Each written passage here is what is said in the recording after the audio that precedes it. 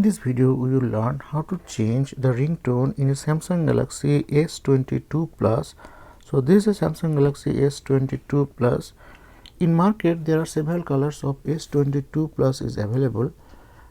For any colors of phone, the process is exactly same as I am showing here.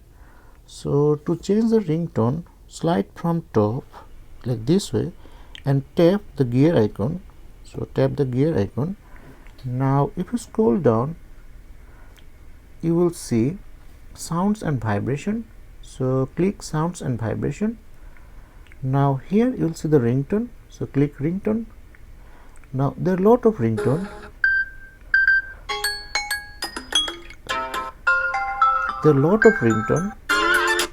And you can pick your favorite one. Suppose I'm picking this one or maybe that one. Even you can adjust the volume from here, or you can adjust volume from here. So this is volume up, this is volume down. Okay, and if you want to choose only vibration mode, then click this one. Then it will only vibrate, there's no sound. And this is the mute mode. And if you want to vibrate while ringing, then choose this one. In that case, the phone will vibrate, also it will ring. So that's it. Thanks for watching.